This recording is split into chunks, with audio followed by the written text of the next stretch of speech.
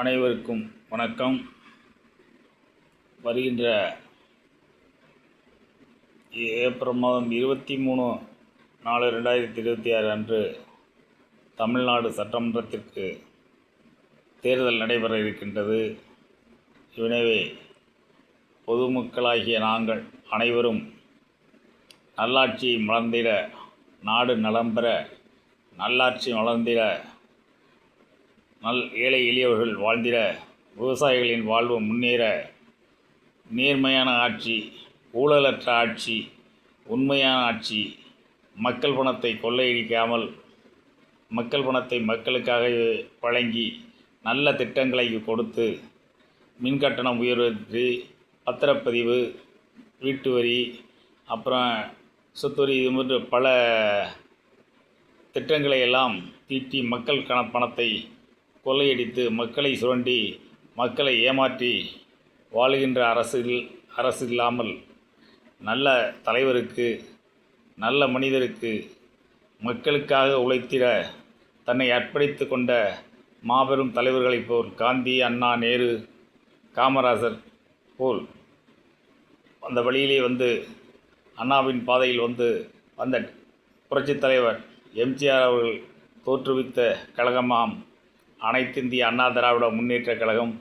அந்த கழகத்தை நல்ல பாதையிலே கொண்டு சென்றார்.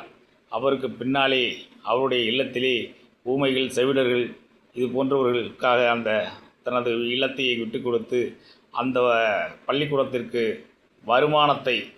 தன்னுடைய வருமானத்தையே வைத்து அந்த நிறுவனங்களை நடத்த வேண்டும் என்றும் கட்டளையிட்டு சென்று விட்டார். எந்த சொத்தையும் அவர் கொள்ளையடித்து செல்லவில்லை.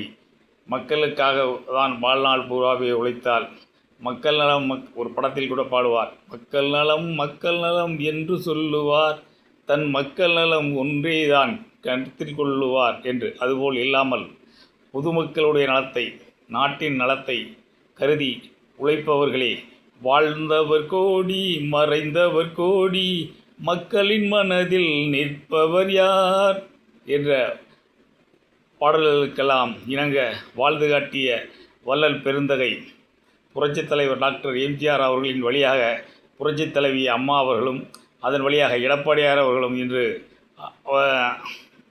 வழிநடத்தி கொண்டிருக்கின்றார்கள். அந்த கழகம் மீண்டும் புரட்சித் தமிழர் எடப்பாடியார் அவர்கள் ஆட்சியிலே அமர்ந்தால் நாடும் நலம் பெறும், வீடும் நலம் பெறும், நாமும் நலம் பெறுவோம். எண்ணற்ற ஊழல்கள் புரிந்த ஆட்சிகளுக்கெல்லாம் வாக்களிக்காமல் ஒவ்வொருவரும் சிந்தித்து நாட்டை நல்வழியில் கொண்டு செல்கின்ற நமது புரட்சி தளபதி எடப்பாடியார் அவர்களின் என்ஏ கூட்டணிக்கு வாக்களித்து வெற்றி பெறச் செய்து ஆட்சி பீடத்திலே அமர்த்தி அழகு பாருங்கள். நாடும் வீடும் நலம் பெறும் என்று உங்கள் அனைவரையும் இருகரம் கூப்பி கேட்டுக்கொள்கின்றேன். நன்றி கடந்த வணக்கம்.